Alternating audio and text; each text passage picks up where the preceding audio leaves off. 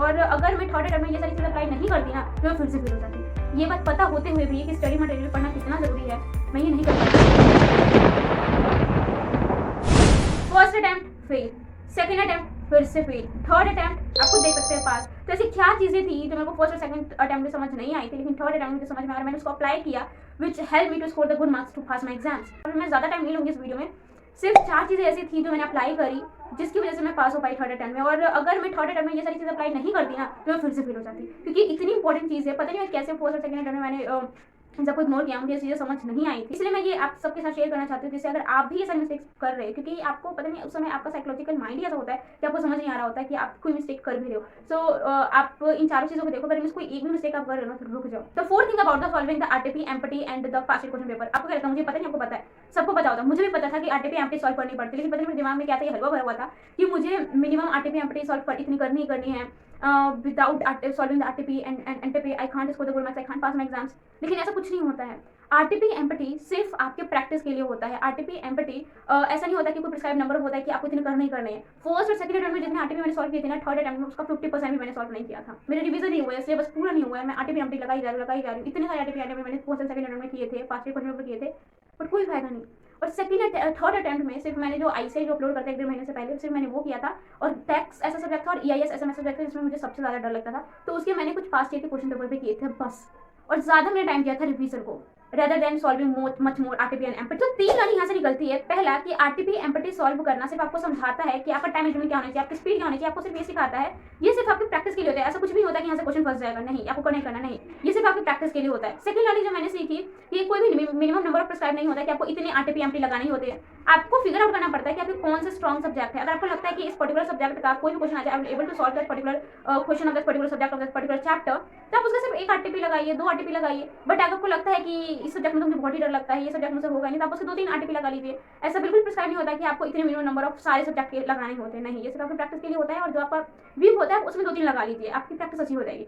और तीसरा जो मुझे सबसे बेस्ट लर्निंग लगता है कि आपका सिलेबस पूरा नहीं है, आपके रिवीजन से। सिलेबस को 1 मिनट के लिए साइड में छोड़ दो, लेकिन अगर आपका रिवीजन नहीं हुआ है, आरटीपी एम्पटी लगा रहे हो क्योंकि आपके दिमाग में बैठा हुआ है कि मुझे आरटीपी एम्पटी सॉल्व करना है, विदाउट आरटीपी एम्पटी सॉल्व करने बिना तो मैं पास ही नहीं होंगी, ऐसा नहीं होता है। अगर आपका रिवीजन अच्छे से हुए, आपके टॉपिक्स क्लियर है अच्छे से, तो चाहे वो क्वेश्चन आपके आरटीपी में आए या एम्पटी पे आए या एग्जाम में आए, आप उसको कर लोगे। अगर आपका रिवीजन सही से नहीं है, तो चाहे वो क्वेश्चन आपके आरटीपी में आए, एम्पटी में आए या एग्जाम में आए, क्या फर्क पड़ता है, आप नहीं कर पाओगे। सो आपको ये ध्यान रखना होगा कि आपके रिवीजन आपकी प्रायोरिटी होनी चाहिए। आपने जितना पढ़ा आपको अच्छे से रिवाइज हो जाना चाहिए, तब आप आरटीपी एम्पटी पे शिफ्ट होइए। आप आरटीपी एम्पटी कोई रिक्वायरमेंट नहीं है कि आपको पक्का ही करना है। अगर आपका सिलेबस नहीं हुआ, आपका रिवीजन अच्छे से नहीं हुई है, तो कोई जरूरी नहीं आरटीपी एम्पटी को हाथ लगाने की। यहाँ पे एक चीज मेंशन करना भूलिए कि आरटीपी एम्पटी आप जब भी सॉल्व करते हैं एक पतली सी कॉपी बना लीजिए। So the third thing is attitude. इसके ऊपर जो मैंने पूरी बुक पढ़ रखी है कि आपका एटीट्यूड कितना मैटर करता है आपके एग्जाम के टाइम पे। Attitude divide into 2 part, positive attitude, negative attitude. आप ऐसा नहीं कि नेगेटिव एटीट्यूड कोई बेकार है, नेगेटिव एटीट्यूड भी अपनी जगह पे बहुत अच्छा काम करता है, बट एग्जाम के समय पे आपका पॉजिटिव एटीट्यूड होना चाहिए। पॉजिटिव एटीट्यूड से मेरा क्या मतलब है कि आपका एटीट्यूड ऐसा होना चाहिए ना कि अगर मैंने ये टॉपिक चूज किया है कि मैं 1 घंटे में इसको खत्म करूंगी, 2 घंटे में खत्म करूंगी, तो आपको 1-2 घंटे में खत्म करना है। आप जब टेबल और चेयर पे बैठे हो ना, तो आपका एटीट्यूड ऐसा होना चाहिए कि भाई टाइम से पहले मुझे वो खत्म कर लेना है, मुझे अगले दिन पे इसको बटन बनने ही नहीं देना है। ये एटीट्यूड एग्जाम के टाइम पे होना बहुत इंपॉर्टेंट है, क्योंकि आप ही को पता है कि आपका 1 मिनट कितना कीमती है। और ये एटीट्यूड, ऐसा एटीट्यूड होना बहुत जरूरी है। ये ऐसा एटीट्यूड आपके सारे डिस्ट्रैक्शन को खत्म करेगा, आपके फोकस लेवल को बढ़ाएगा और आपके स्ट्रेस लेवल को घटाएगा। और ये एटीट्यूड आप एक बार इस्तेमाल कर दीजिए, मतलब positive attitude is very good for your exam period. And I will recommend all of you that please maintain a positive attitude in the whole period of exam. Second चीज है रिवीजन। रिवीजन में ये 3 चीज बहुत important है। First is back revision. Back revision क्या होता है कि फॉर एग्जांपल आपने कोई चैप्टर उठाया याद करने के लिए, इन द फर्स्ट रिवीजन आपने कोई चैप्टर उठाया रिवाइज करने के लिए, आपने टारगेट सेट किया 2 घंटे में मुझे चैप्टर खत्म करना है। क्या होता है कि जब आप उसको याद करना शुरू करते हो, उसको रिवाइज करना शुरू करते हो, तो आपके स्टार्टिंग टॉपिक तो बहुत अच्छा हो जाता है, क्योंकि आप उसमें ज्यादा टाइम देते हो। फिर आपको ध्यान आता है कि मेरा टारगेट खत्म हो जा रहा है, मेरा टाइम खत्म होता जा रहा है, तब क्या करते हो आप पीछे के टॉपिक ना बहुत जल्दी पढ़ लेते हो। इसकी वजह से क्या होता है सारे चैप्टर्स में आपके स्टार्टिंग के टॉपिक तो बहुत स्ट्रॉन्ग होते हैं, बट लास्ट वाले टॉपिक जो होते हैं वो बहुत मतलब फेड अवे होते हैं, मतलब धुंधले से होते हैं, मतलब हाँ आपको पता है कुछ है ऐसा, बट आपको सही से मेमोराइज नहीं होता है। तो इसके लिए क्या इसके लिए सबसे ज़्यादा अच्छा मुझे जो तरीका लगता है कि आप जब सेकंड रिवीजन कर रहे हो तब पीछे से पढ़ना शुरू करो, rather than studying again in the starting from the starting topic. आप पीछे से पढ़ना शुरू करो ताकि आपके सारे टॉपिक्स में बराबर लेवल के आपके दिमाग में रिटेन हो सके, और ताकि कहाँ से भी क्वेश्चन आ जाए आप सब क्वेश्चन को इक्वली सॉल्व कर सको, आपको सारे टॉपिक्स को अच्छे से आते हो।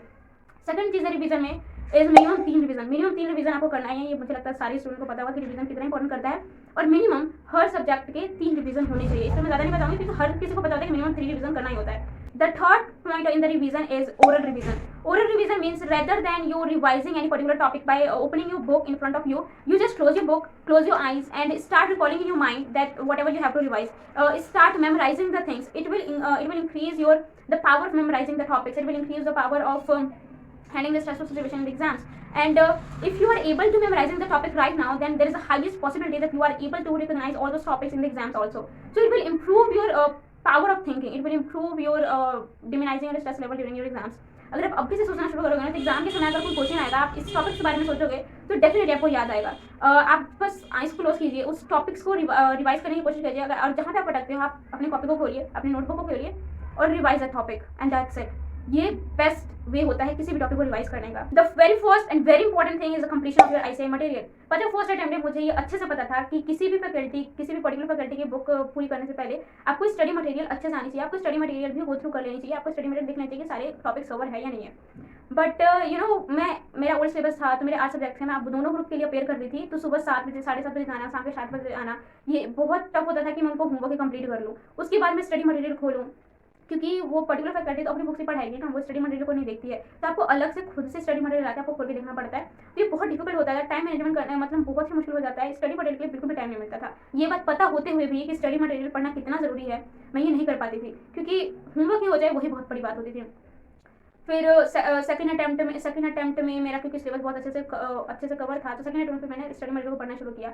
जो बेस्ट लर्निंग मैंने यहाँ से ली कि अगर आपके पास टाइम नहीं है तो आप आईसीआई मटेरियल को सिर्फ थ्योरेटिकल सब्जेक्ट के लिए प्रीफर कीजिए, क्योंकि वो जो पर्टिकुलर फैकल्टी आप जहाँ पढ़ रहे हो वहाँ पे जितने क्वेश्चन आईसीआई में नहीं होते उससे ज़्यादा वो फैकल्टी आपको प्रोवाइड कर देती है for the purpose of the practice.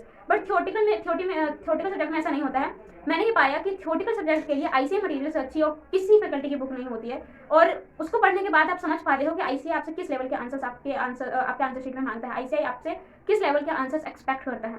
ये आपको तभी समझ में आएगा जब आप आईसीआई स्टडी मटेरियल पढ़ोगे, और आईसीआई स्टडी मटेरियल सिर्फ थ्योरेटिकल सब्जेक्ट के लिए अच्छा होता है।